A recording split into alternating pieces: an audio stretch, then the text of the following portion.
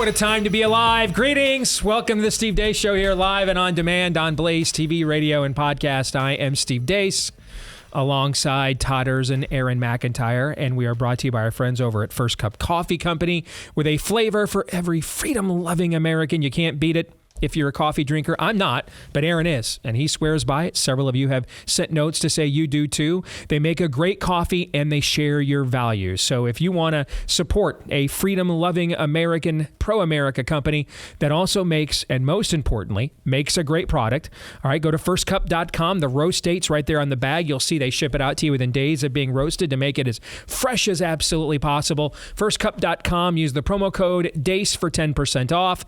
Firstcup.com. Promo code DACE for 10% off. And if you subscribe, you get an additional 10% off for the life of the subscription. Firstcup.com, promo code DACE. Coming up today on a Wednesday, I want to run some numbers by you at the bottom of the hour. And a couple of you have sent notes in the last couple of weeks. Hey, I know that you guys are right to emphasize moral and existential issues, but I'd love to hear you talk more about what's happening financially and with the budget and deficits and things of that nature. And those are moral and existential issues as well. And you're right. So at the bottom of the hour, I'm going to demonstrate that with data.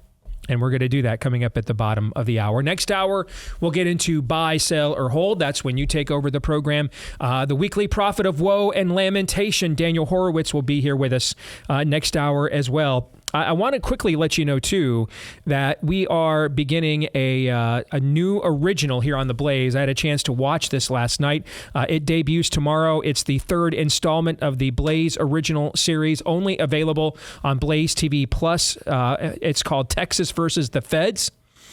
And this one, Jason and the Blaze Originals team, they go they go down and find the alarming way that essentially politicians on both sides use what's happening at the border for performative politicking, but they're really not serious about it.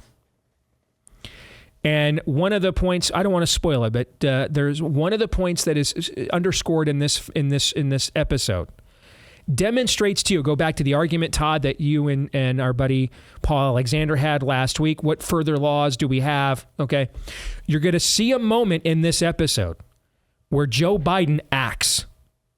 He acts on the power he already has and the laws we already have.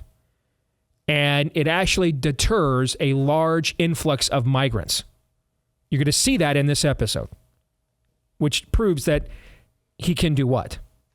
Do that again. He can do that again. He could be doing that daily. All right. And there's more to it. All right. But you want to go to blazeoriginals.com, use the code Border Crisis to get $30 off your Blaze TV Plus subscription. Blazeoriginals.com, use the code Border Crisis when you go to subscribe to Blaze TV. Border Crisis to get $30 off. That debuts tomorrow at blazeoriginals.com. Try to watch it by Monday because I believe we are going to have somebody affiliated with the project on the show on Monday. Excellent.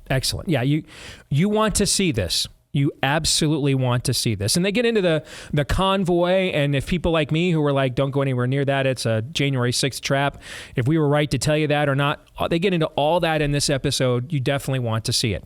Also, I definitely want to say thank you again. We've been more than a week into the release of my second in the trilogy of children's books we're doing on America's Christian heritage, Why Easter, Jesus Died for Us so that we can live forever.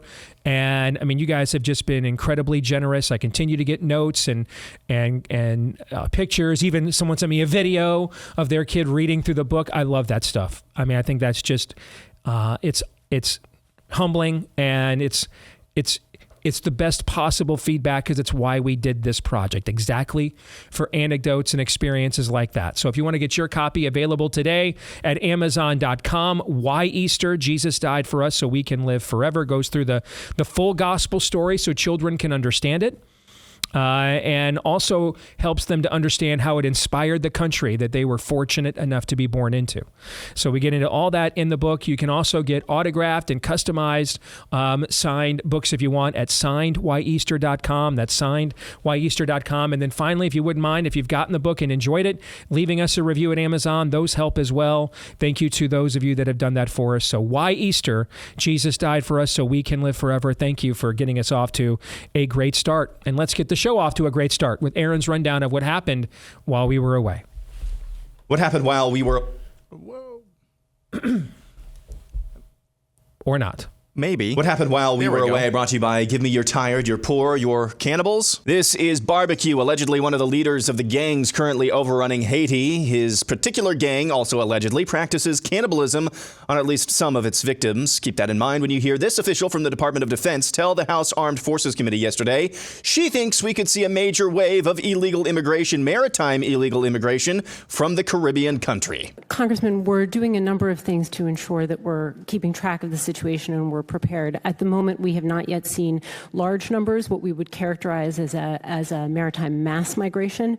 But we are alert to that mass migration, though. We are alert to that possibility. I think you're right that the driving conditions in Haiti could very well press more people. So, in other news, the judge overseeing Trump's Georgia case has tossed out some of Trump's charges. Fulton County Superior Court Judge Scott McAfee wrote in an order that 6 of the counts in the indictment must be quashed, including 3 against Trump.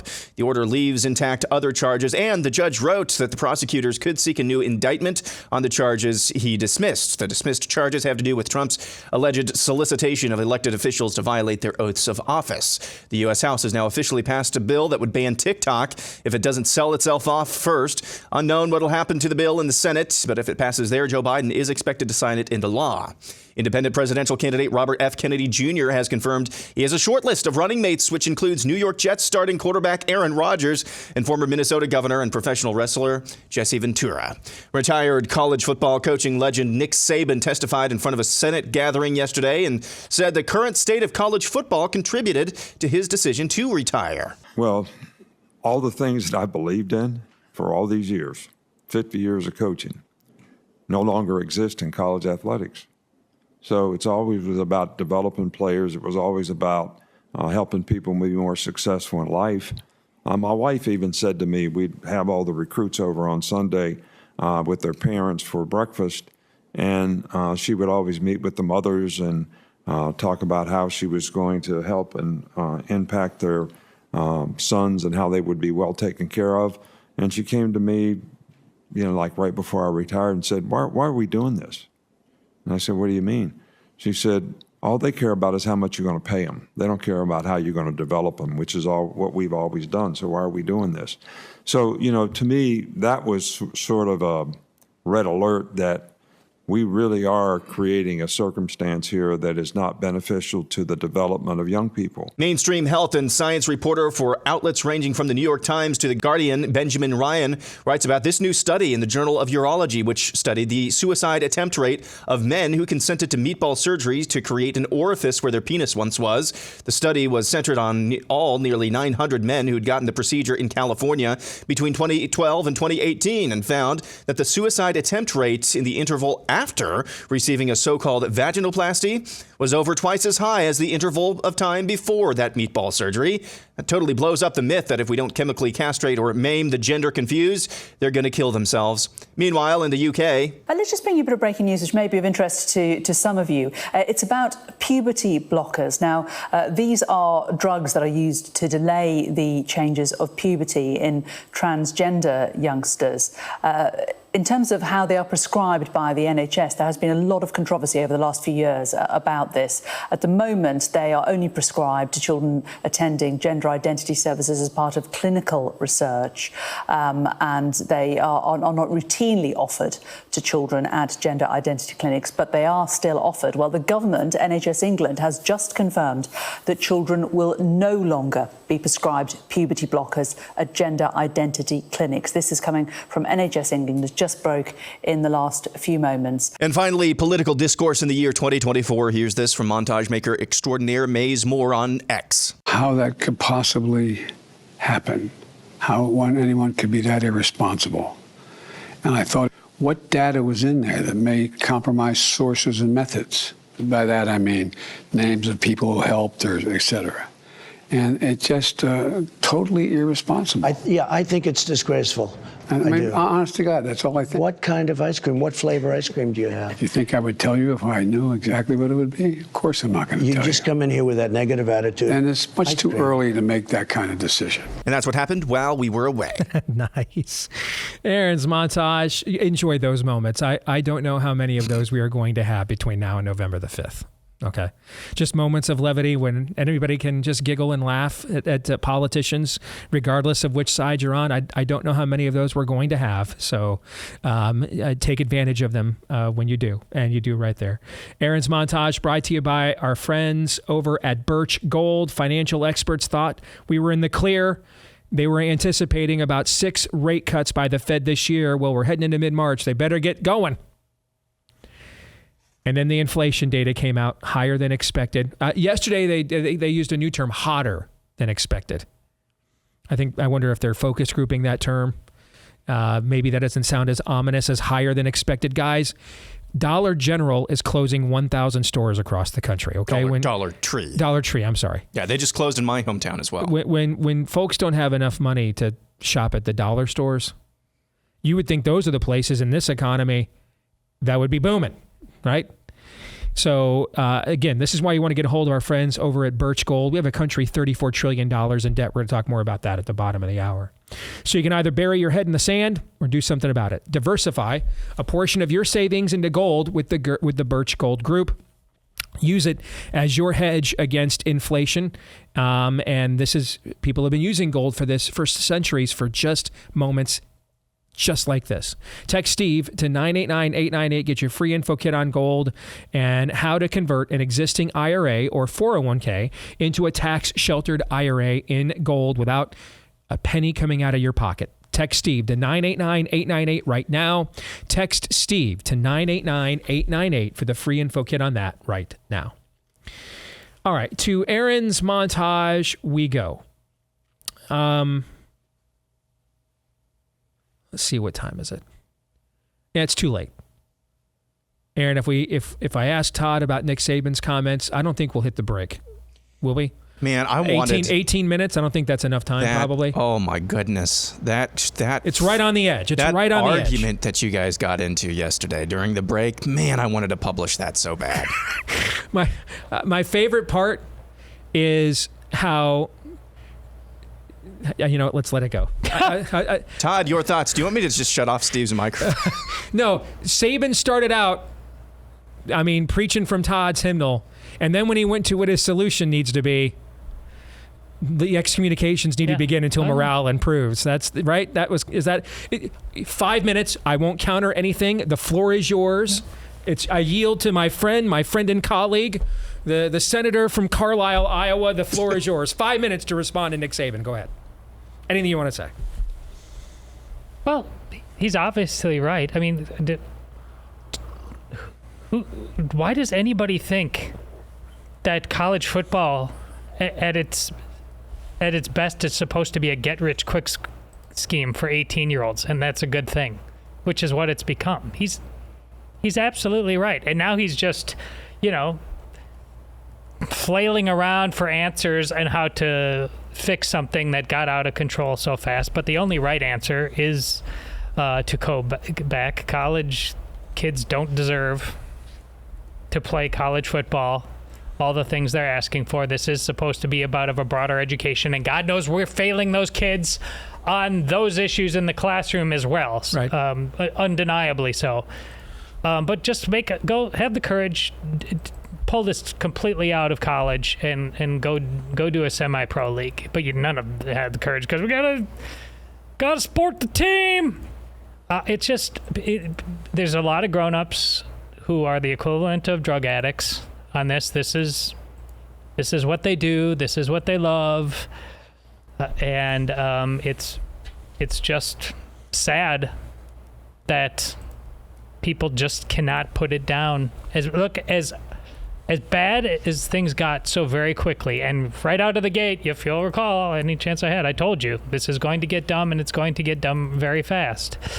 But the resentment, I mean, and just the bad arguments. Coaches aren't the same as players. They're not. You can say coaches make too much money. That's fine. But coaches changing jobs does not change the landscape of the sport like in a very short period of time this transfer portal and NIL stuff has. It's not even close. They're dumb arguments. There's no good arguments for what's happening right now. There's just selfishness and greed. Good? But no. Okay. I mean, are we good for now? Can we move? Okay, you good? We can definitely move on. Because I want to make sure you get your time. That was very gracious of you. You're welcome. We have to discuss. I want to make sure I have this right.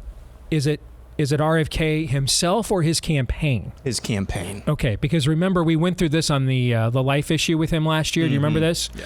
And he gave an interview where he basically said, I'm trying to remember what was the position he gave, that it was some kind of like 15 weeks. There shouldn't be. Yeah. There should be a cap on abortions at 15 weeks or something. Was like that, right? Okay. Yeah. All right. That's something where he originally like wanted to go back. That was like the original Roe. The original Roe v. Wade decision was the first trimester, and then there was a subsequent decision that came shortly thereafter that basically just opened the floodgates into baby killing on demand, which is always where it goes. We don't ever slouch to Gomorrah. We sprint when the gun goes off and the race begins. And then his campaign came out after this interview and clarified his position that he's not for any restrictions or something. Am I remembering this right off the top of my head? Generally, you're right? jogging my memory, yeah. And I think it was actually last summer during the Iowa State Fair, wasn't it? He gave this interview during the State Fair. Like the cow barn or something like that. That's right, the butter cow or something. Yeah. Okay, all right. So the RFK Jr. campaign, not necessarily him, but the campaign could be him. It speaks for him. But they are telling the New York Times that two people on his shortlist for VP were former independent Minnesota Governor Jesse Ventura. And I was just in Minneapolis, by the way, speaking to a group of patriots up there. And shout out to John Augustine, who hosted me. And what's funny, not knowing that this was going to come up, he was just telling me about some of his experience working in Minnesota grassroots politics. And one of the things he mentioned to me is how difficult Jesse Ventura was to work with. Because he came in independent. You think he'd really come in and, blow things up. Yeah. And he didn't owe anybody anything. And essentially, unless you kissed the guy's rear end and slobbered all over him, you got nothing from him. And anybody that did that didn't matter their ideology. They got whatever they wanted. That seems like a familiar storyline, but I can't think of anything. Anyway, and so this just came up. We were just discussing this in the middle of me doing the show for Minneapolis last Friday. He brought it up. Well, now, according to the New York Times, the RFK Jr. campaign has told them he is one of the shortlist people for his running mate. And then the other name they confirmed is current New York Jets quarterback Aaron Rodgers. 25-1 to win the Super Bowl. Right. So, Vice President of the United States could be playing in the Super Bowl. Remember? Hey, we had a governor in the United States doing white smile ads. Man. Yeah, on social media yesterday. So why the hell not? Anyway, go ahead, Todd. Remember how presidential you thought just a few days ago that Kennedy commercial was? I know. It was a speech. No. It was his State of the Union speech, it's the most presidential State of the Union speech I've seen in many years. Yeah, and didn't say. One second. Just want to clarify. I'm not saying I agreed. Did I say I agreed with everything said? Did I say it was the most constitutional speech? No, but did I say it was the most biblical speech? Did I say it was the most principled speech? Is that what I said? No. I said in terms of the vision, the ideas, and the narrative espoused, it was the most presidential State of the Union speech I've seen in several years. You were wrong, but in this context, if he's serious, this isn't presidential.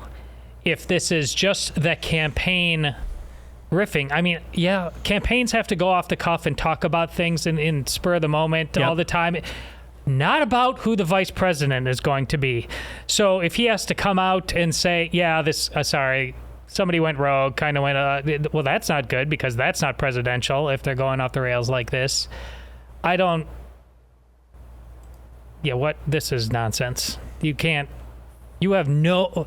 Somebody just asked you a question Monday, right?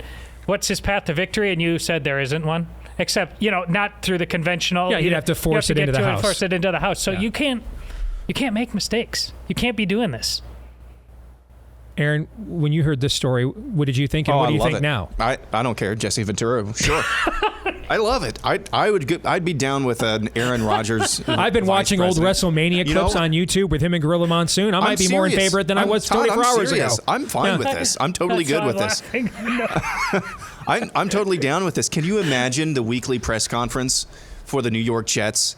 And you're asking, hey, what happened out there on fourth down? And what are you going to go to the border? Next question is, hey, the interest rate, what do you think? I think that'd be fascinating. Aaron, what are you more stressed out by right now? The opposing team's pressure rate when you're in the pocket, or the interest rate of what we're paying on the debt right now? Your thoughts?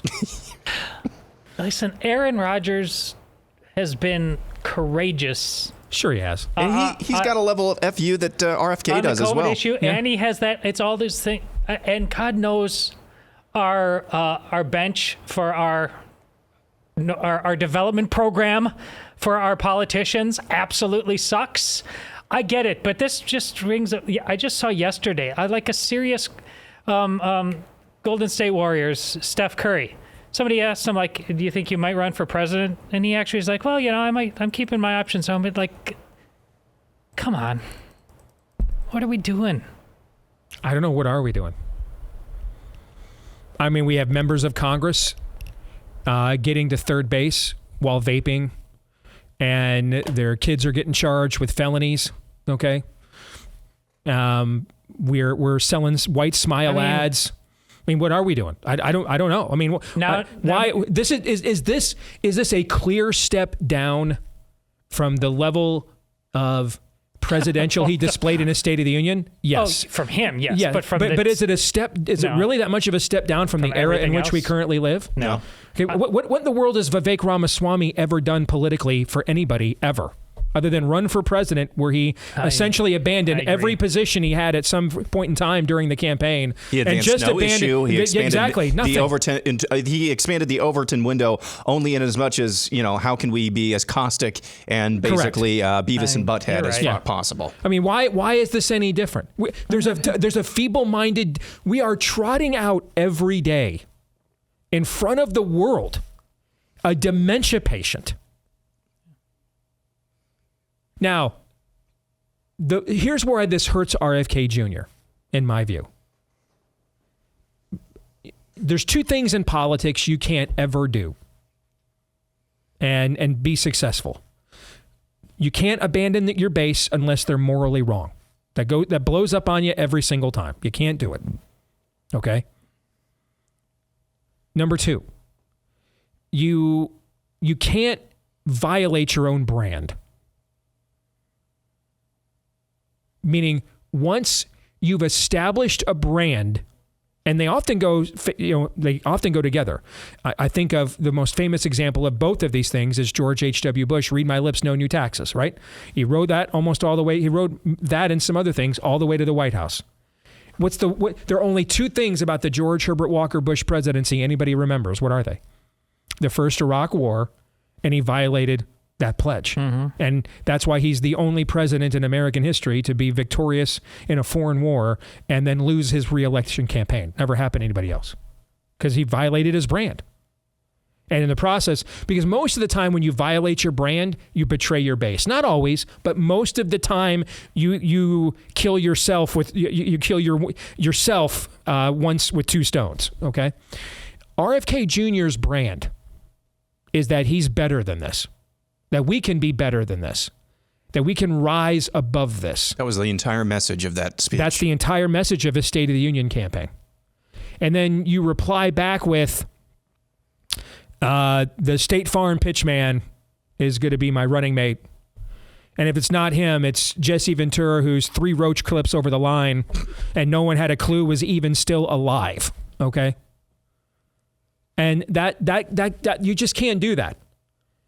You saw this during the primary when people thought Trump was seriously maybe he was, I don't know, the current co-chairwoman of the RNC, Laura Trump, was actually on Newsmax advocating for Nikki Haley to be his running mate. And you saw a bunch of really hardcore Trump people go ape over that, right? Mm-hmm. Why? That's a violation of our brand. That's a violation of the brand. Can't go against your brand. Can't do that. And it kind of feels to me like putting these kinds of names out there kind of goes against the brand. Am I wrong? I mean, no. I don't think they're like shameless by today's standards of who we are electing and what's getting elected and how people are behaving or anything of that nature. Okay. I mean, one of the best senators we have goes to work in jorts and a hoodie every day. Okay. Yeah. You know what I'm saying? And just got divorced while in office in an era not too long ago that you and I are old enough to remember. You were out of office if that happened to you. Okay. Yeah. And so it's not that it's wrong for this era as diminished and depleted from any honor whatsoever standpoint we are. It's that he's running as if he's going to restore that honor. He represents another time that we can go. He's actually running on that we have to go back. Yeah. He's actually the one guy running on that, you know? All right, Trump's running on, we can't go forward anymore. Biden's running on, we gotta finish the job of ending America. He's the one guy running on, we have to go back. He's the guy running on that. I mean, look at the Super Bowl ad with his dad's re-racking his dad's presidential campaign ad from '68 and everything else. He's running on that. And so to then come out with, and here's Jesse Ventura, and no one's taken seriously for 25 years, and Aaron Rodgers, a current quarterback in the NFL. I think that if I didn't know any better, I would think that you've got people on your campaign that are trying to sabotage you, maybe. Well, that, or, and I just popped into my head, or for some reason, this is the third option, he's having the campaign ostensibly do this because it's not necessarily these two individuals, but they're like concept field testing, like what people's reaction are to outside the box kind of thing. And and if that's what's happening, I think I resent that one the most, because if we're being experimented, like, no. Have a plan, be bold. Nope. I mean, why is Aaron Rodgers any less qualified than Jill Biden, Lauren Boebert? Why? John Fetterman? Why? He's not.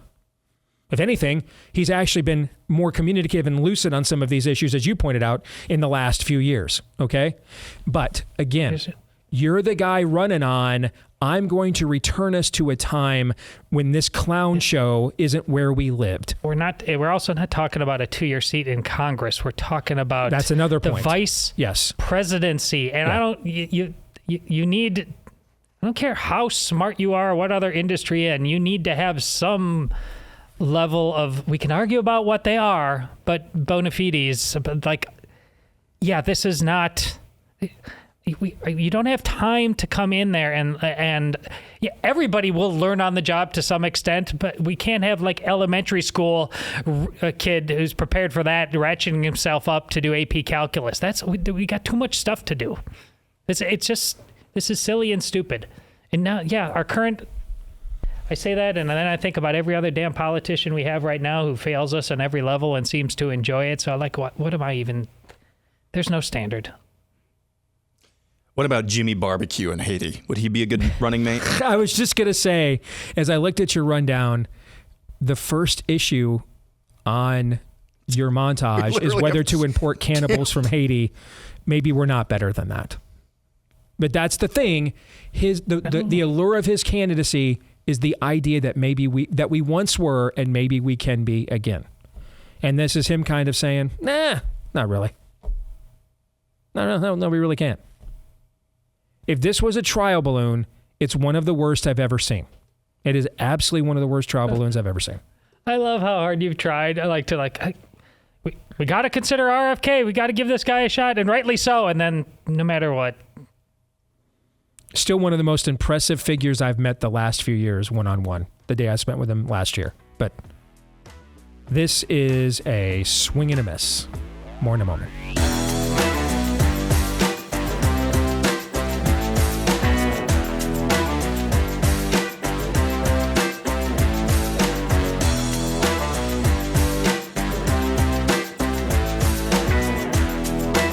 Back here on the Steve Deace Show, Constitution Wealth is the Patriots' choice in wealth management. Let me ask you something. Are you one of those people that increasingly are trying to avoid doing business with companies that hate you? If you can't avoid it all the time in this day and age, but when you can, if there's an option that doesn't hate you and supports your values, are you one of those people you make sure you take your money there? Why not apply the exact same thing to your retirement and investment plan? All right. They can help you do that at Constitution Wealth. They can reduce your investments in places that do ESG, DEI, and every other woke scheme of the spirit of the age. And that way you are helping to build the parallel economy in the now, and then also putting your money in positions of power for later to help you fight the culture war with one of the best assets you have, your prosperity. All right. They can help you right now by working with an investment firm comprised of professionals and patriots who believe as you do. So work with an advisor that you're going to find at Constitution Wealth. Why work with anyone else? Go to constitutionwealth.com/Steve. Sign up for a free consultation today. Constitutionwealth.com/Steve. That's constitutionwealth.com/Steve. So I saw this post this morning from Robert Sterling. He's a conservative investment guy on Twitter. And I want to read to you what he wrote. In fact, Aaron's showing it to you right now if you're watching on BlazeTV. He says, this is the scariest chart I've ever made. This is what it looks like when a country is heading towards a financial precipice. Each color shows $1 trillion getting added to the national debt. Not that long ago, he said it took 6 years to add one of those bars, and we were freaking out about that then. He says we're now adding this every few months, every 90 to 100 days, or 120 days, we're adding that level of debt, $1 trillion. He said the explosion of debt has been the only truly bipartisan phenomenon of my lifetime. Put a pin in that statement there. We're going to come back to it. The only truly bipartisan phenomenon of my lifetime.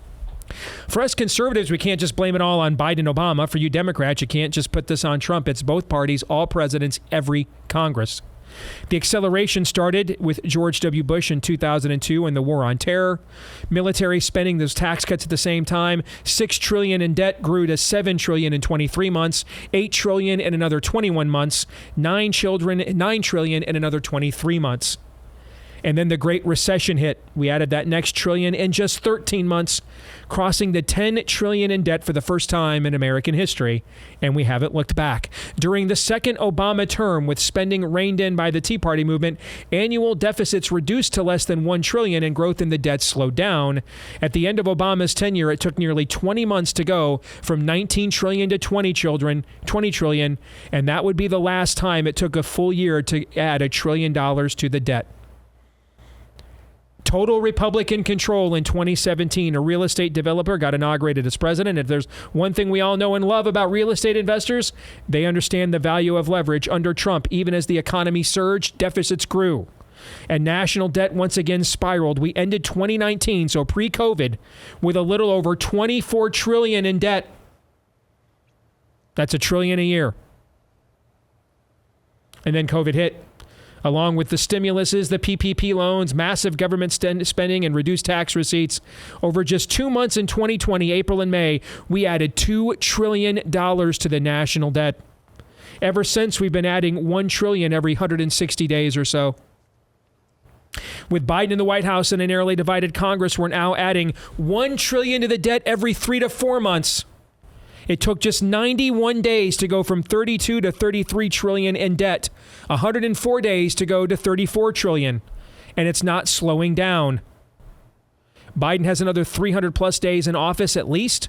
Whether it's he or Trump entering their second respective terms in 2025, the debt will likely be above $37 trillion. Where does it end? I want to end this right there. Where does it end? So I said to put a pin in what he said, that the explosion of debt has been the only bipartisan phenomenon of his lifetime. The explosion of debt has been the only bipartisan phenomenon of his lifetime, he says. And then he asks at the end, where does it end? It ends with exactly where it began.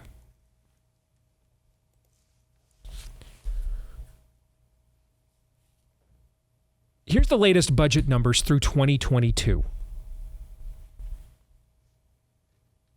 Entitlements, obviously 2024 is just getting started. The final 2023 numbers aren't in yet. So the last full year of budgets we have and spending numbers we have, courtesy of Heritage Foundation, these numbers, by the way. Biggest federal budget expenditures as of 2022. Entitlements.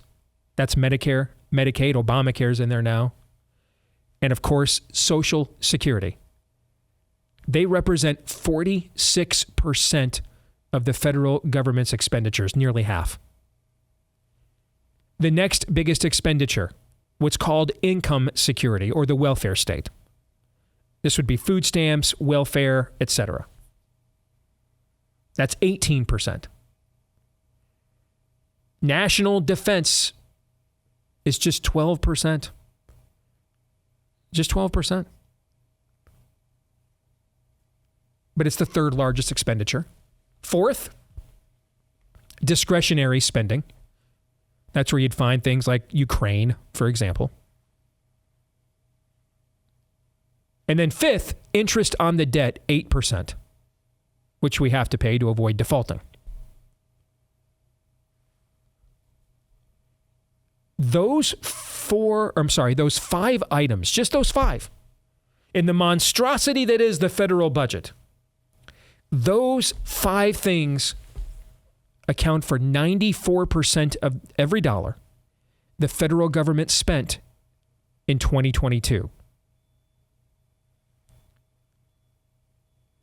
We could cut all foreign aid. We could cease all earmarks. We could eliminate waste, fraud, and abuse. And those are all popular talking points, and I agree with them. But they would not put a dent in this debt. They would not put a dent in this debt. There are more responsible things we could do to slow the current trajectory.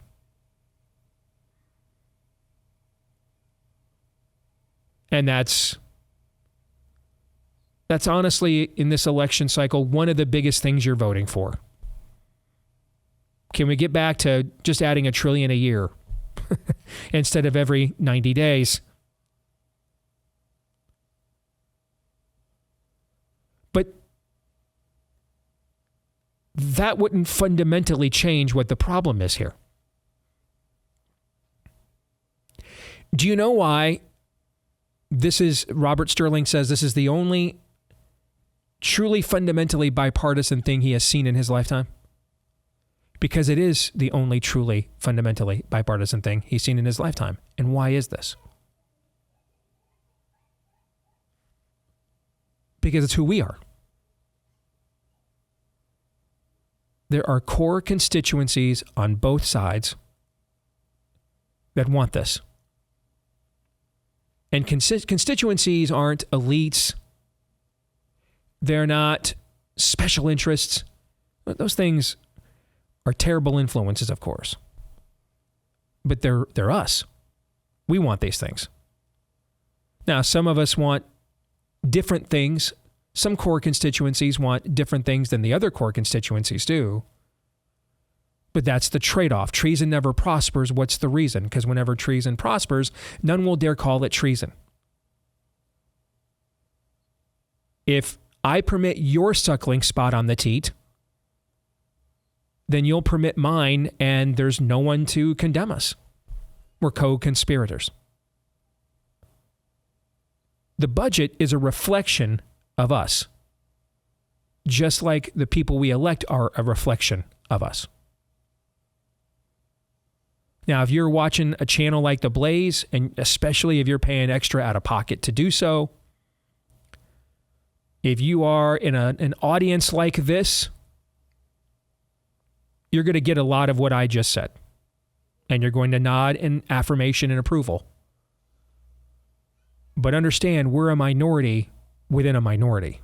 Within a minority.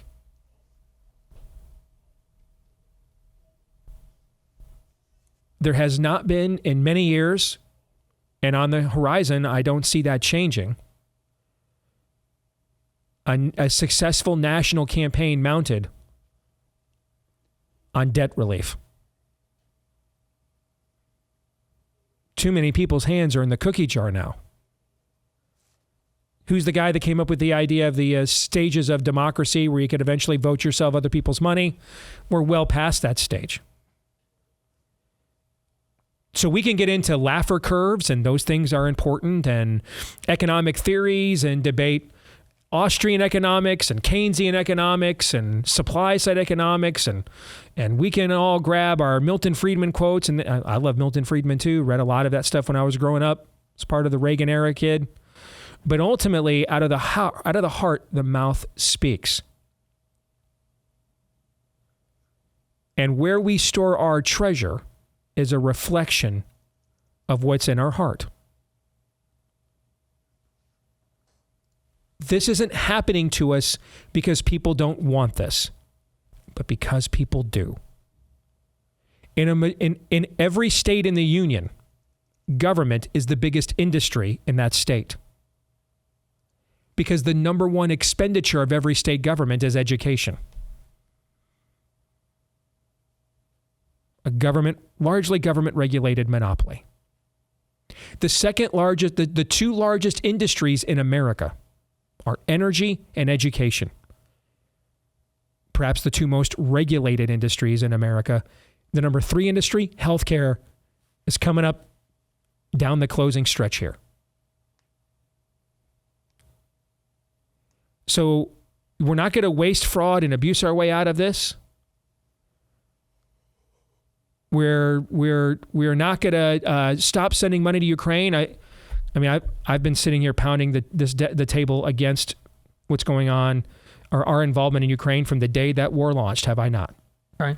Yeah, but that's a moral issue to me. And I don't see any foreign policy gain there for us at all.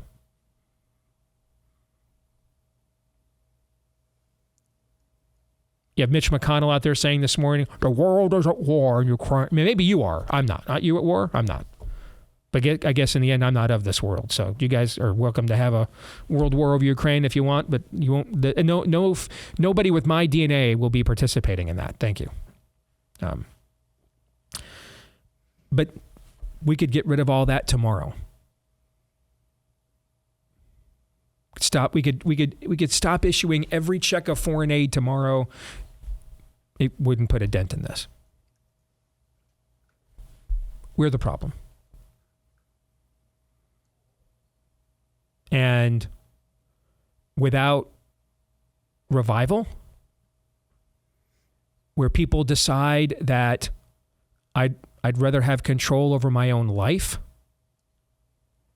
than play another generation of class warfare with entitlement spending, and nothing will change. And if that never changes, well, then you're going to see the stuff of history books.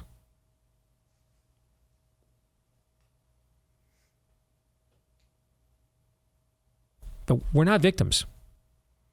I know in the right-wing podcasting handbook, I'm supposed to come on here and rail against special interests and globalists. We get a lot of support from special interests and globalists on our show, right? We've got all kinds of global corporate backing for this program, do we not? It's an endless fountain of globalism here. Yeah, the Bush wing of the party has, throughout the course of my career, been very supportive of our message and invited me to speak quite often at their functions. CPAC, big fans. Yeah. So, but in the end, we have to look in the mirror. There's no real market for this. So, we're the market. All right? The taxpayers are the market. That's us. And so, until our priorities change, these fundamentals won't. Thoughts? Yeah, there's when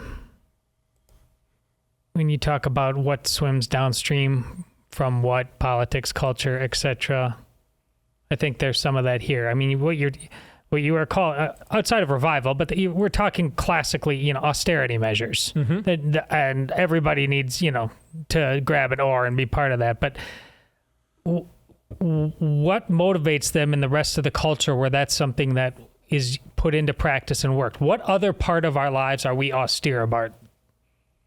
Our social time, the things that we do sexually, in terms of our appetites and the boundaries there. I mean, where? We are the opposite of austere in every part of our culture right now. What you're asking is quite simply impossible. Yeah, in our current spiritual condition, it's impossible. Yeah.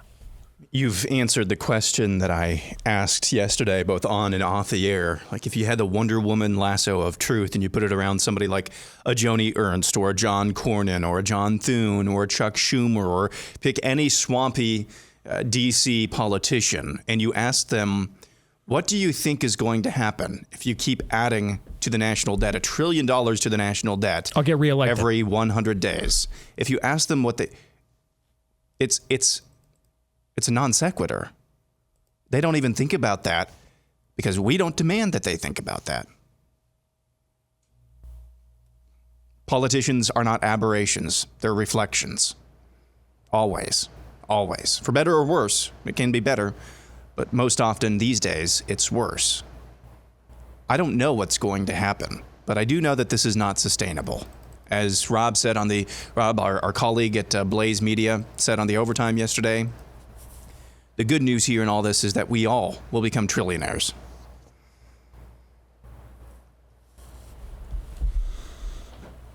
Yep. Just about it. This has vaccination, the jab, too. Look at all the evidence we have. Are we willing to be austere about that? A few have. People in this audience have. Largely, though, give me more. Jab away. We just don't have a mindset for austerity on any level. We're utterly gluttonous on every level. Once you removed your currency from a finite resource and allowed yourself to just print paper by fiat, the only thing that was going to rein you in would be the heart of the people. And the heart of the people is corrupt. Hour 2 is next.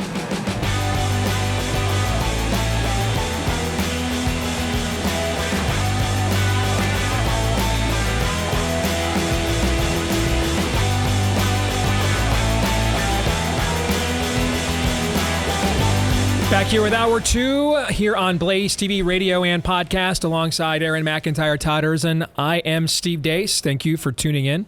Let us know what you think about what we think via the stevedeace.com inbox. You can email us, steve@stevedeace.com. Like us on Facebook, MeWe, and Gab.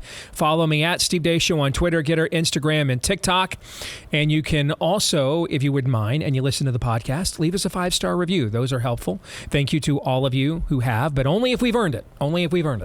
And then also, if we've earned this, hit subscribe or follow if you're on iTunes, and that makes sure that every time we do a new episode, you are sure to see it in your feed every single time. We have a brand new partner on the show, but it's going to be a name we introduced you guys to here a couple of weeks ago. Remember, we talked to the folks over at the Nehemiah Institute who do worldview training and testing. They got such a response from that appearance on the show that they were like, hey, we want to partner with the program. So here's how it works. They've been doing this since 1986, taking a look at surveying the American worldview, particularly among believers. You answer 70 test categories, 14 from every one of the, or 70 test questions, 14 from every category on the Pearce test. That's politics, economics, education, religion, and social issues, all right? And you get an idea of what your worldview is. Are you a biblical theist? Are you in favor of secular humanism or socialism? Are you somewhere in between? And let's just say the results a lot of times these days are disappointing. If you want to find out where you are, but more importantly, where your kids and grandkids are in most cases. I mean, chances are, if you're tuned into a show like this on a regular basis, you're going to score fairly well, probably. Maybe you're concerned about the next generation and where they are. Maybe you're paying for a Christian school, and those Those cheap, Todd? Nope. They certainly are. They are not. certainly not. Okay. And you and I both are doing that. Okay. Yes. So if that's you and you want to know, hey, I wonder where the teachers in this school are, see if you can get them to take it. Find out. All right. So it's a new platform. They've updated it. Makes it quicker and easier to get a checkup on your worldview position. When you go to worldviewcheckup.org, use the promo code SD101 to save 10%. Promo code SD101 to save 10% off the low cost of $17.76 per person. Let's see what they did there. $17.76. You get it? It's clever. All right. Worldviewcheckup.org. Promo code SD101, worldviewcheckup.org, promo code SD101. I took this test. I got a perfect score. I want people to know that. I got a perfect score. Thank you. You serious? I can't tell. I'm glad you waited until the absolute most awkward moment to throw that in there with no organic setup. It's a good test, guys. I had some great questions. I was fortunate to get a great score. Nope. I got a perfect score. I did. Right at the end of the read. I got a perfect score. It is a brilliant test, though. It is. And I hope. Which by implication means so am I. My God. I have a couple loaves and fishes, Aaron. Could you yes do something with these? Can we touch the hem of your headphone? No. No? Yes. Even better. All right, anything else before we get to buy, sell, or hold? I think youth pastors in general, you should encourage your congregations to take this test. Oh my gosh, if there's one group of people you want to get everybody in your orbit to take, it's a youth pastor. I mean, those are, oh my goodness. Yeah. Youth ministry all too often is where Christianity goes to die. All right. So, you definitely want your youth pastor taking this. Well, maybe you don't. Maybe that would be like getting up in the morning and finding out RFK Jr. has Aaron Rodgers on his short list for VP. You know what I'm saying? Maybe that's something just better off not being known. Okay. Let's get to it. Time for buy, sell, or hold. We'll get through as many of these as we can. And then the rest we will do in the overtime for Blaze TV subscribers later today at blazetv.com/Deace. Aaron has your submissions. No topic is off limits. Once per episode, you're technically permitted to use a hold, but really it's a complete dereliction of the dude code and considered to be really weak and effeminate, which is why normally you have to do something tawdry and frankly shameful involving Lindsey Graham if you invoke it. And that'll be the case again this week, Todd. Okay? All right. If you use your hold, you have to dictate this test to Lindsey Graham. And we'll move on. Aaron, you ready? Yeah, let's get started. The Glorious American, which is a satire account / website, says this. Steve Deace is the clock from Beauty and the Beast. Man, it's been so long. That's random, but... It's been so long since I've seen that, since the girls were little. He's Cogsworth? Cogsworth, yeah. I'm trying to think if that's a put down or not. I know what. My girls loved that movie, so I'm going to say bye because even if it is, I'm okay with it. Yeah, I'm not sure what that was. It's kind of random. Yeah. I didn't know if that resonated, and I'm on the outside looking in here, but I got nothing. Next, we'll go to Sean Griffiths, who has this. After the Bleep Lord Nefarious Says segment, you guys say it's 10 out of 10 way too often. 10 out of 10 doesn't leave room for things to get worse. And trust me, we need to have plenty of room for things to get worse. Buy, sell, or hold. Sell. I'm going to sell because we are judging what's been laid out in the moment. Right? And that's all we're being asked to do. I mean, we're not being asked, is this the worst it could get? I mean, how bad was what you just saw? That's always the question I ask, right? Okay. So because of that, I'm going to sell. I think it's totally fine to go 10 out of 10. And I also think it's just good, again, if you're a believer, as much as possible, and frankly, we are not very good at this, to avoid embracing nihilism and unhealthy portions of cynicism. And so I think by actually grading down the total depravity every week in anticipation things will get much worse, we're kind of doing that. You know what I'm saying? So here's the analogy I would have for this. So an airspeed indicator, let's say you lose an engine or you have an engine fire or a wing comes off of your airplane. The airspeed indicator is still functioning, okay? But it only goes up to what, like 60 knots, 120 miles an hour, 200 miles an hour, something like that. Are you actually, as you're plummeting down to your doom, are you actually going only 120 miles an hour? No, that's only the indicator. That's only what the indicator is capable of showing you. You're going down at that speed. You're actually going like 500 miles an hour down to doom. So that's kind of the analogy that I give. So yeah, we're way beyond 10, but that's the only indicator. That's the only. What did I just say about not embracing nihilism and unhealthy portions of cynicism? Were there airplane analogies? You're actually plummeting your doom much faster than you think. As bad as the gauge even says, it's far worse. Were there airplane analogies on your worldview test that you aced here? Nice. Not that I remember, no. Nice. I think the hermeneutic, Steve, that you've talked about on the show applies here. A lot of people just think, oh, things are looking bad out there, judgment's a coming. But if you think that we may be a nation under judgment right now, once you're there, things can, yes, maybe get a little better, a little worse on some relative scale. But if you're under judgment, ain't that always a 10? Can I give an example of what you're talking about? Sure. Okay. I want to tell you a story. It's about a guy who is, let's say he's a member of the clergy. He's in the ministry. Okay. And he likes to travel with a woman he's human trafficked. Yeah, I mean, he's human trafficking a prostitute. Member of the clergy, ministry. Openly traveling throughout the country with, just think of if Jim Bakker tried to keep Jessica Hahn quiet when we were kids. Just imagine if Jim Bakker just went on tour with Jessica Hahn. And here's my concubine mistress, for the fourth altar call, bring Jessica out after Tammy Faye. Right? Imagine people would have just said, what are you doing? Right? Okay. This member of the ministry is doing this out in the open.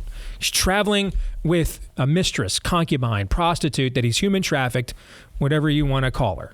All right. And one day he runs into a crowd of people who, even as fake as he is, don't want to hear about anything moral or anything about God at all. Okay, and so they surround him, and in order to appease them, he calls out his mistress, concubine, girlfriend, whatever you want to call her, prostitute that he is human trafficking. He calls her out and abandons her and to this mob so they can literally rape and assault her. Out in the open. This is going on, like people can walk by and just see this girl getting gang raped. Nobody does anything. And this happens out in the open, and it goes on for so long that when he wakes up the next morning, she's been raped to death. And he decides, the guy who's doing the human trafficking and offered her up to be raped, that if you can believe how shameless this dude is, he decides that he's been the one wronged.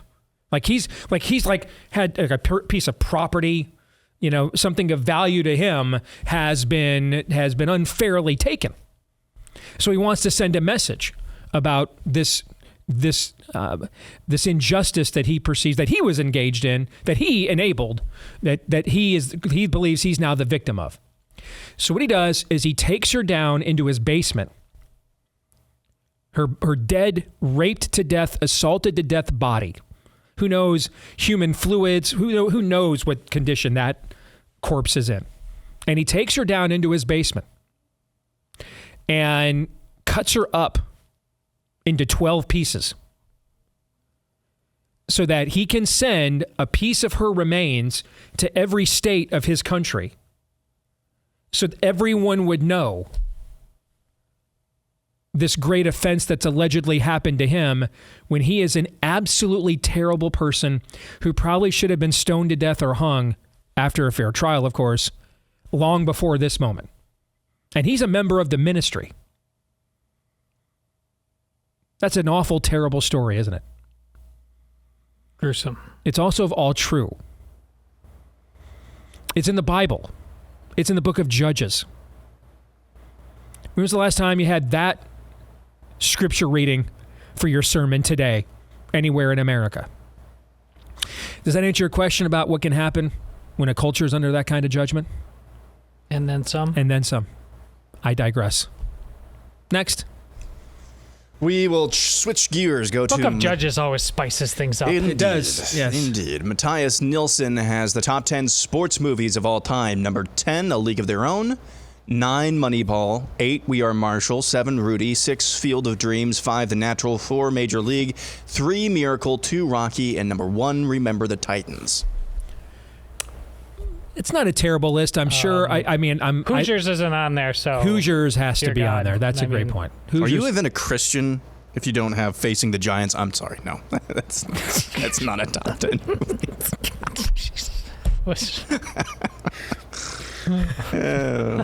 Stick to I'm a genius. You aced your test, huh, McIntyre? That being said, Facing the Giants is a cute movie, okay? But yeah, I hear you. It's not a terrible list. You're right. Hoosiers is a must to be on there.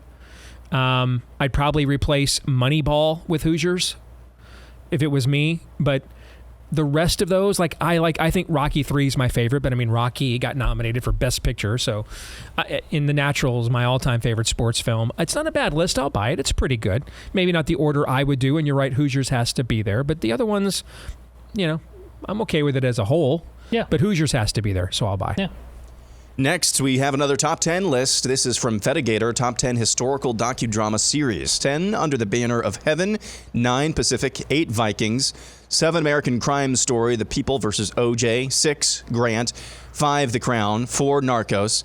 3, John Adams. 2, Chernobyl. And 1, Band of Brothers. How many of these have you seen? I've only seen all the way through. I've seen like an episode of Band of Brothers. I've seen John Adams all the way through. I've seen I saw the pilot episode of Chernobyl and I thought it was really good and then I just completely forgot about it. So thank you for reminding me. But John Adams is the only one I've seen all the way through. And the rest of the ones I've just meant that he has that I didn't mention, I've not seen any of. So I will defer to you, brother, and buy because I don't have enough knowledge to contradict or debate. The only one I've seen all the way through is number 4, Narcos. That's the only one. Okay. Todd? I've seen The Crown, John Adams, and Band of Brothers all the way through. Loved all of them. So, yeah, we'll go with your expertise on this. All right, moving on. We'll go next to Christopher Miller. Florida real estate prices will double again between November 2024 and November 2025 because we all know why. Because the amount of people moving there? Yeah. And that, of course, is what raises the price when the values go up. I could see that happening. Doubling again seems like a lot, but I agree with the spirit of it, so I will buy. Yeah, I think I'm spirit-oriented. This comes also with its own, blessings and curses, man. I mean, it's sad that it's come to this, but you have people seeking exodus. How much can it hold on multiple levels? Yeah. Just not even property levels, but you have a culture to preserve. Next, we go to Data Masked. The Shamrock Shake and the Arctic Orange Shake are far superior to the Wendy's Pumpkin Spice Frosty. Well, you had me at Shamrock Shake. The Pumpkin Spice Frosty is not bad. Okay? It's not bad at all. But the Shamrock Shake, that's Nectar of the Gods, American institution, must have. Yeah. And that's in a league of its own, is the Shamrock Shake. I'm a 51-year-old man. And I'm a 50-year-old man who's extremely impressed by the Shamrock Shake and has been most of those 50 years. Good take. I'll buy. Yeah, I agree. Next, we will go to... Todd, how many pumpkin spice frosties you ever had? 0. I had one. It wasn't bad. Shamrock Shake is, that's America right there.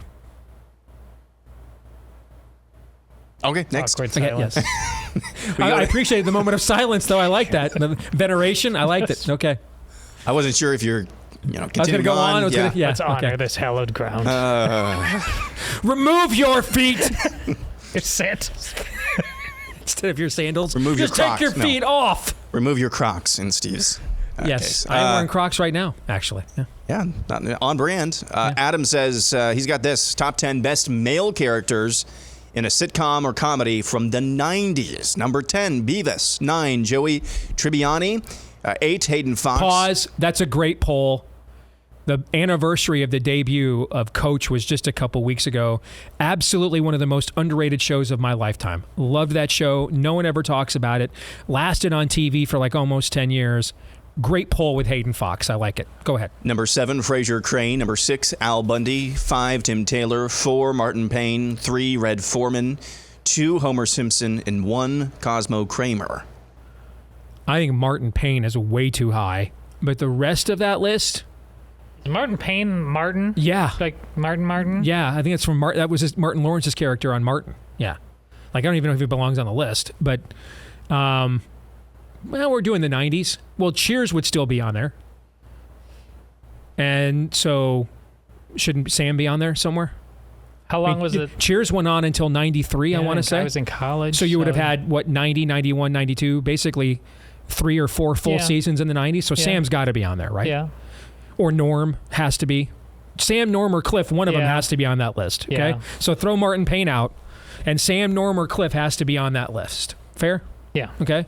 But the rest of that list, and here's the greatness of Seinfeld. You could actually say that 2 or 3 characters deserve to be number 1. You could say George Costanza deserves to be there. You could say Jerry Seinfeld deserves to be there. That's how brilliant that show was at its time. But you could do the same thing with Joey Tribbiani. You could say that Ross belongs there. You could say that Phoebe belongs there. Okay? But overall, that's a pretty good list, so I'll buy. Sure. Okay. Especially because you impressed me with the Hayden Fox. That was well done. Yep. Next, we go to Mr. Ferguson Lawn. Within the next 5 to 10 years, there will come a day when the purge from the movie series actually happens on U.S. soil. Days when Spirit of the Age can act out freely with no consequences, eliminating the pointless act of arresting and re-releasing people. So it's happening right now. Yeah, I mean, It is. We've got California prosecutors saying they're not going to criminalize prostitution. We have the story in Pittsburgh that we did in the overtime a while ago. There's a bill introduced in California as well that would allow taxpayer money to be used in the defense of already convicted illegal alien felons. So, you know what, then I'll give you a buy. You know, you're reading the signs of the times and saying this is going to become way more systemic, then okay, I'll buy, sure. And this is connected to what we talked like austerity. We're not willing or capable to do anything. We're not willing to be austere about crime. That we're gluttonous about that too. It's shocking. It's truly stunning again to take total depravity out of the theologically theoretical that we all believe as a matter of faith, but to be plopped on right in the middle of the Old Testament, which is where we live right now, it's unbelievable, which is why, again, when Steve says, let's open the book of Judges, that's as appropriate as any place else. Everyone is doing right in their own eyes. Mm-hmm. Next, we go to the Forester, who says, with Morehead State and Longwood being the first 2 teams into the NCAA tournament, the viewership rate among the South Carolina congressional delegation is going to be very high.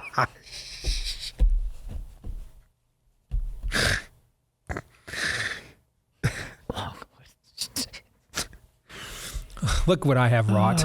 Look what I have done. And I'm not sure if I should be ashamed or proud, and I think the answer is yes. Okay. And I just... What are you doing? Trying to make that hard thing the kids make today. Yeah. Very poorly. Yeah. My heart's 2 sizes too small. That was a walk-off home run of total idiocy. I'm not even sure where to go after that one. I mean, that's just so well done. Yes. We'll go here to Brian Chapman. The Democrat machine will have... We got a few submissions that were kind of in this vein. Brian Chapman says, the Democrat machine will have Biden step aside and nominate someone at their convention palatable to normies and indies, giving them too little time to vet and making it easier to vote against a convicted Trump, completing the master plan all along. I'll let you take this first. You think they're still thinking of doing this? Too many parts to this. I go back and forth. I think logically, you're right. Whether they're thinking logically or not, the problem you have, I think, is Kamala Harris. Is the more I analyze this, her as the VP and can you bypass in their party? Can you bypass a black woman, even one as clearly incompetent as she is, a different kind of incompetent than Biden is currently? And then what does that do if you do? Can you put a white male like Gavin Newsom in there instead? And he's damaged goods after that debate they held in November. Okay, I'm going to owe $10, but it's relative to this topic, which is why I'm going to bring it up. Emerson is one of the most accurate pollsters of the last few cycles. Doesn't mean they're going to get it right this cycle, okay? But if you look at the last few cycles, Emerson's one of the most accurate. Their polling in Ohio today, I have never seen anything like this, ever, in my whole career. And it's from one of the most accurate pollsters in the country. Steve, look at the... And Emerson, now keep in mind, this is a state that has become reliably Republican. And, we talk too often, frankly, about the places where Trump and his rural base and the loss of the suburbs have hurt us, like Arizona, Georgia, that are now swing states. There are other states, though, where it has been helpful. Ohio is one of them. You basically traded Georgia for Ohio, essentially. Okay? Ohio used to be a battleground, and Georgia was red. Now Ohio is red, and Georgia's a battleground. Except, here is their poll today.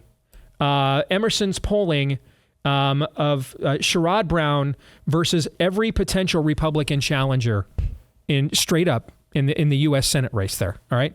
They have him +3 against Dolan, +5 against Moreno, +6 against LaRose, okay? Statewide election for senator in a state Trump has won comfortably twice, 2016 and 2020, okay?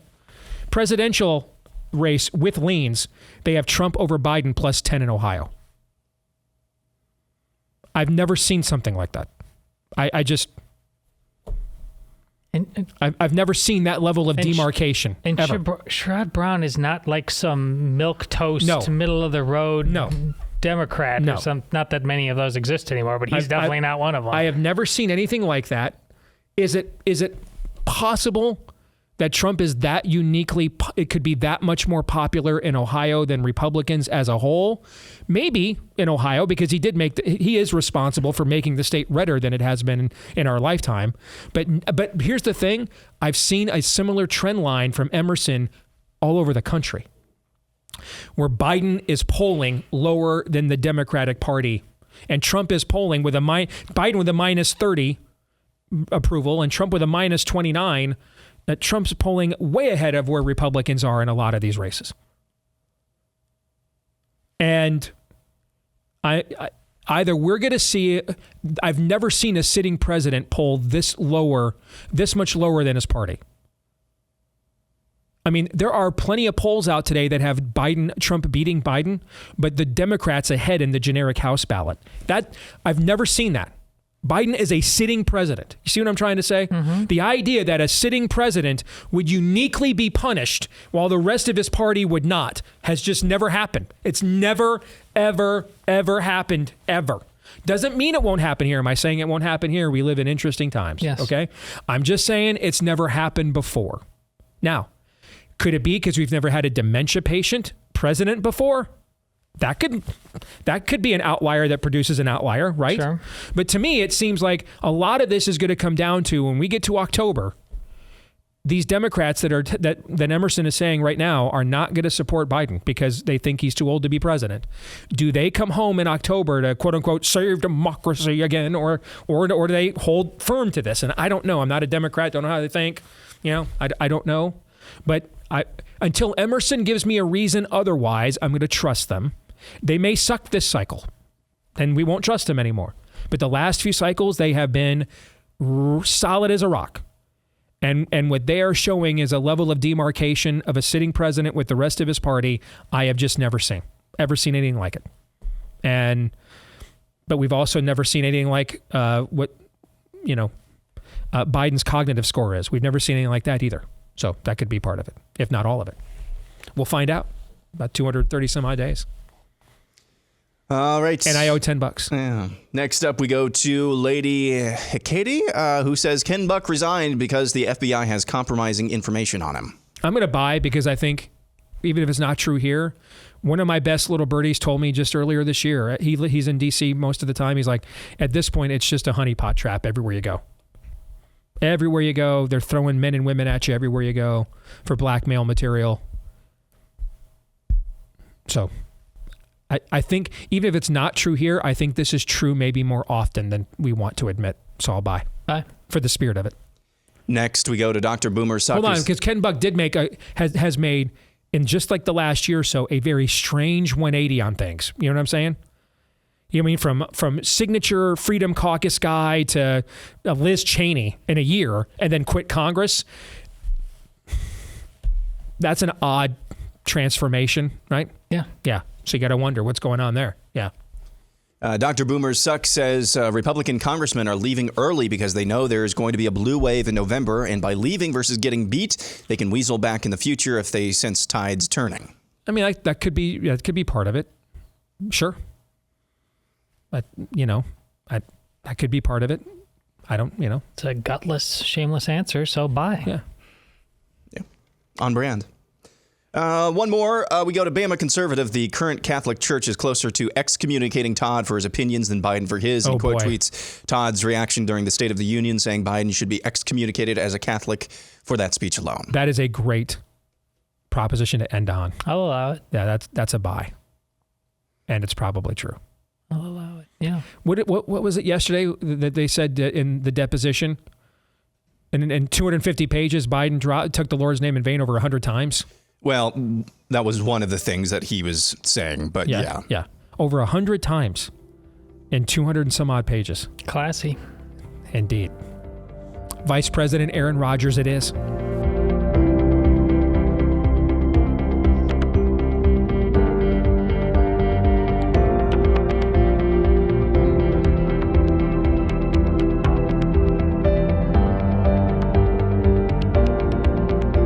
Well, as we sit here today, the lives of too many babies, preborn babies in the womb, hang in the balance. That's why I want to talk to you about our friends over at Preborn. They have been doing outstanding pro-life ministry for years now, and we are proud to partner with them and help them here at The Blaze. Last year, that partnership saved maybe up to 60,000 babies, and they used the tried and true biblical method of grace and truth. First, women that are considering murdering their children are confronted with the truth via an ultrasound, that they are not carrying a blob of tissue, that's a heartbeat of another human person that they are carrying. And a majority of the time over the years, when a woman feels that conviction, she doesn't go through with it, especially if she goes to one of preborn clinics. That happens. And then, though, the grace comes in. They know that these women, it's typically not a woman in a fulfilling relationship that considers murdering her baby, but a woman who's not. So they're there prenatal, postnatal, from everything from car seats to care to formula. And all of this, the ultrasounds, all of the counseling, the care, all done free of charge, provided there's tax-deductible funding and donations from people like us. And if you'd like to make one of those and help another divine encounter, courtesy and through Preborn, just go to preborn.com/Steve. Preborn.com/Steve. Even with Bidenflation, it's still less than $30 for an ultrasound that may save a life today. Preborn.com/Steve. Let's welcome in the weekly prophet of woe and lamentation. Good to see you, Daniel Horowitz, my friend. How are you? We're doing all right. We got a lot of woe and lamentation supply. Well, let's start with a couple of political topics we've addressed before you came on the show.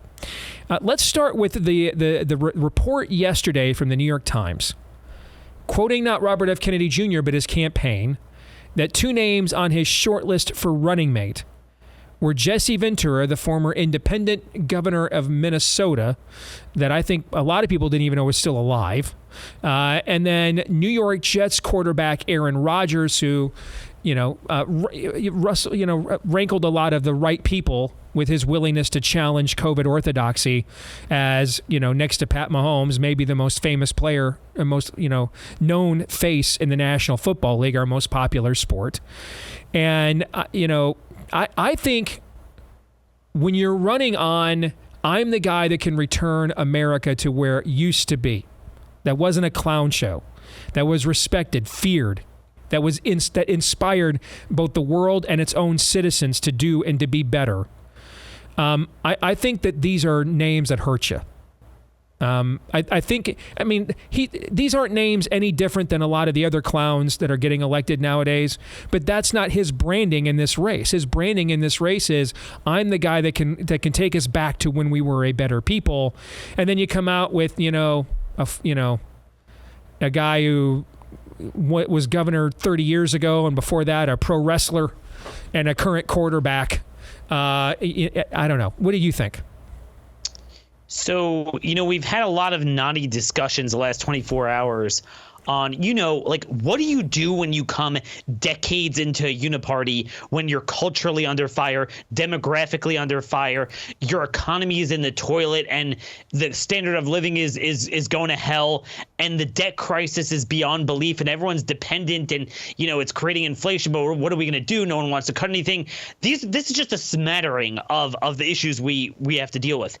And rather than trying to have like Russell Kirks and Bill Buckleys and, thinkers, this is what we've incentivized. It's par for the course. So even the person that tries to come and say, hey, I want to eschew that false dichotomy, he always kind of lands into the gravitational pull of whatever that vortex is, which is the clown show. And that's why we've seen this throughout our industry the last few years, where people will criticize Fox News, or they'll criticize a lot of things that we agree with the diagnosis.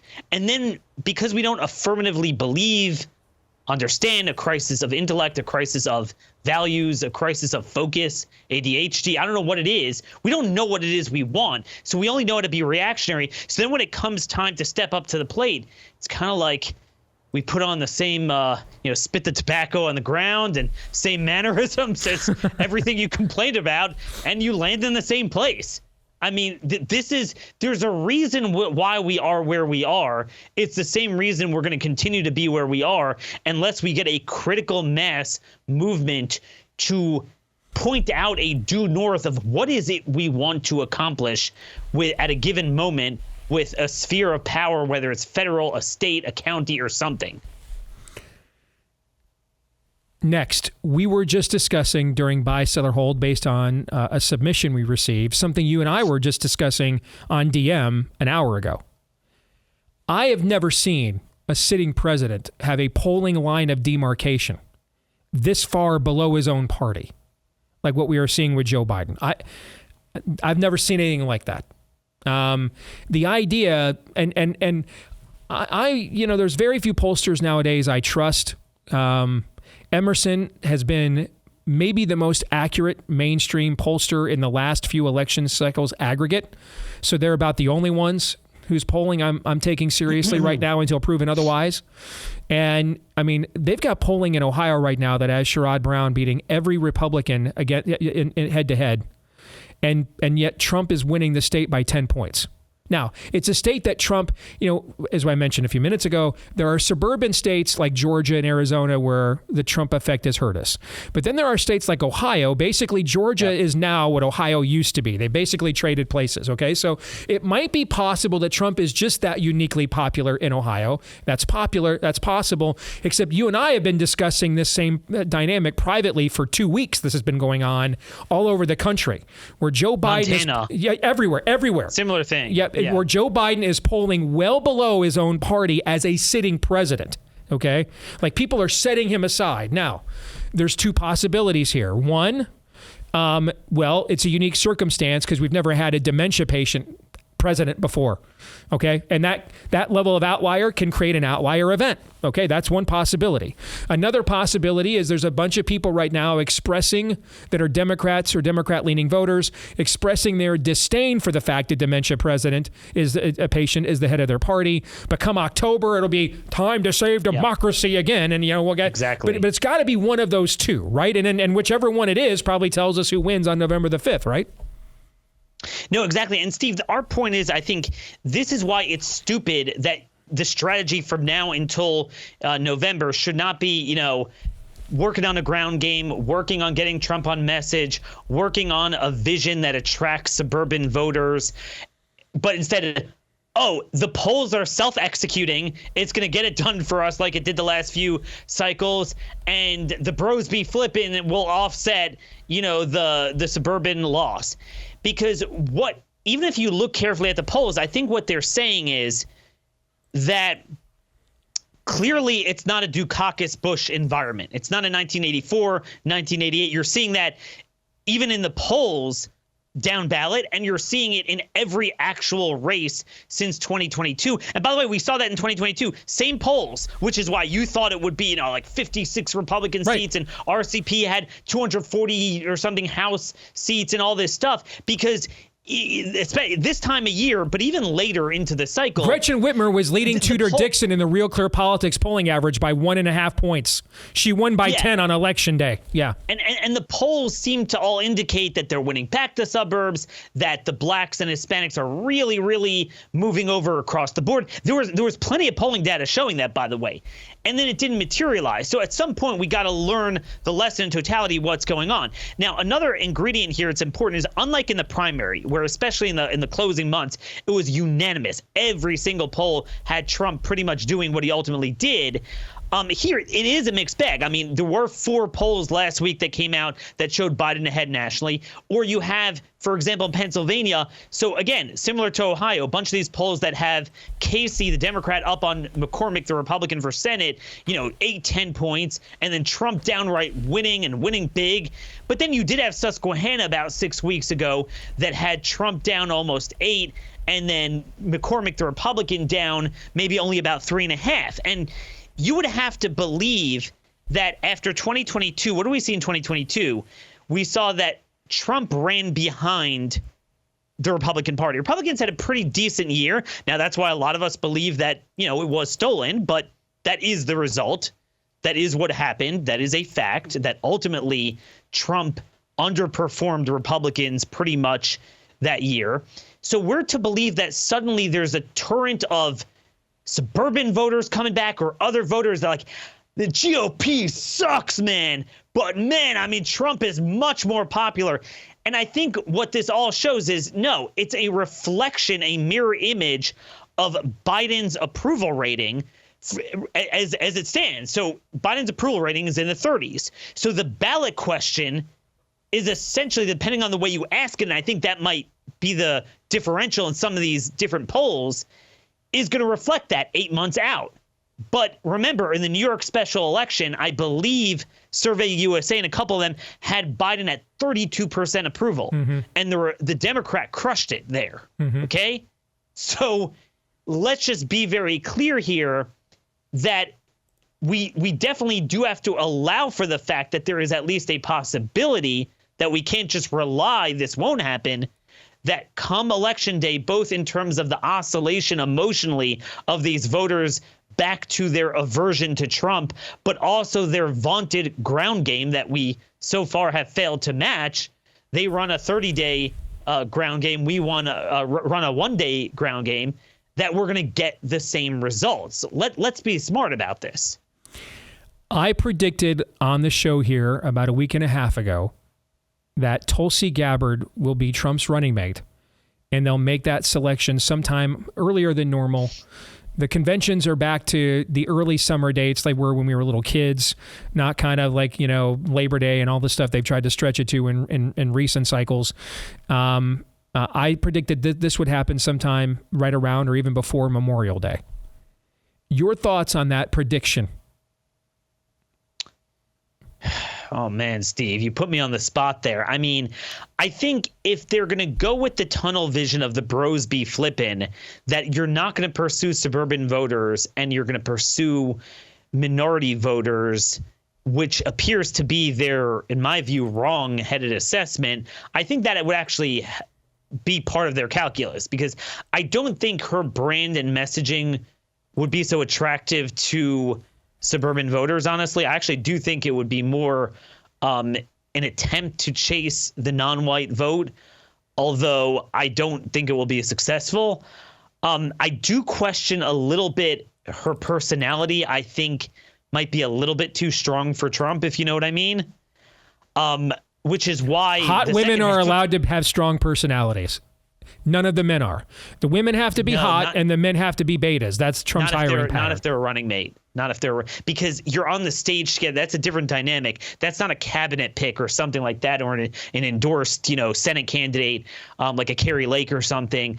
I do think that might be a problem, which is why I think it's more likely it's going to be Tim Scott. What would he add, do you think?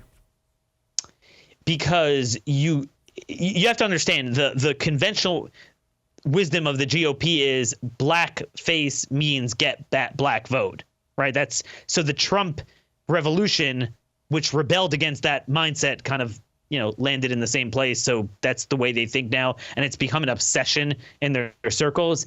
And man, this guy's Lindsey Graham in him. I mean, you talk about a stronger, weak personality. That's exactly the sort of beta that he wants next to him. Yeah, I agree. On the male perspective, Tim Scott fits that mold for sure. All right, good to see you, my friend. Thank you. Take care. Take care. Brought to you by our friends at Real Estate Agents I Trust. If you absolutely positively have to get into the Let's Go Brandon housing market, and like I said recently, I've seen more signs in my neighborhood than I've seen the last couple of years. I do think we'll have some kind of a housing boom, if for no other reason than there's just too much inventory out there that eventually has to move. And if you're going to be a part of that movement, make sure you don't make a move without an agent you can trust. You'll find them at realestateagentsitrust.com. That's realestateagentsitrust.com. A lot of times these agents are from right here in the audience, so they share a similar value system. They're often the best sellers in your area. They know the lay of the land. They know the best practices to get you where you want to go, whether that's to a different home in your neighborhood or a completely different neighborhood. They can help. realestateagentsitrust.com. Get started there today at realestateagentsitrust.com. So as we close this out, guys, all right, so Daniel Horowitz on record picking Tim Scott. I'm going with Tulsi Gabbard. What do you think if that was your straw poll for VP? If I were the Trump campaign, I wouldn't try to pigeonhole any one group of voters as delivery. I'm being all things to all people as much as I possibly can without betraying, whatever ideological convictions or espousings that I have. So I would go, if you want to go down the Brothers Be Flippin' route, do that. But I think more importantly right now, I'm trying to analyze this as objectively as I can, folks. Okay. This is just trying to put on my objective hat. I would still go the route of somebody like a Tulsi Gabbard. That's, I think, who you need to try your best to bring back into the fold. Because as Daniel just pointed out, at some point with the polls and the differing results in elections, the Brothers Be Flippin' thing, maybe you'll have more. We tried this with Hispanics in the midterms, didn't really work out as much as what was, congruent to how much effort and resources were put into them. I don't know. I think the suburban women are who you have to, as much as you possibly can, try to bring back into the fold. I'm not even sure, though, at this point, a Tulsi Gabbard would do that, but I think you got to try. Todd, Tim Scott, or Tulsi Gabbard? So me versus Daniel. As an individual, I'd regularly want speaking on my behalf. I'd much rather have Tulsi, but I also increasingly I don't know if she's the gal or if there's any gal that can pull away. I mean, can somehow neuter the Trump hatred amongst women. Is it possible? I don't know. I mean, Tulsi, What's a more compelling argument to the suburban woman, white woman who doesn't like Trump? I am the Democrat Party's too far left for me, and I'm a pro-choice woman. That's going to be Tulsi's pitch. Or that Tim Scott is the kind of caricature of black people that makes white women in the suburb comfortable, and therefore, and also made to feel like they're not racist. Which one of those things do you think is more compelling? Because that's basically what each of these running mate candidacies represent. I don't know. It's pretty close. It shouldn't be, but I think it's pretty close. I don't know. I'm asking. I don't know either. That's why I'm asking. I hate this campaign. I didn't really find either pitch all that inspiring, actually. We're going to stick around, finish buy, sell, or hold for Blaze TV subscribers. For the rest of you, we'll see you tomorrow, noon to 2 Eastern, right after Glenn Beck, right here on Blaze TV. Until then, Romans 8:28.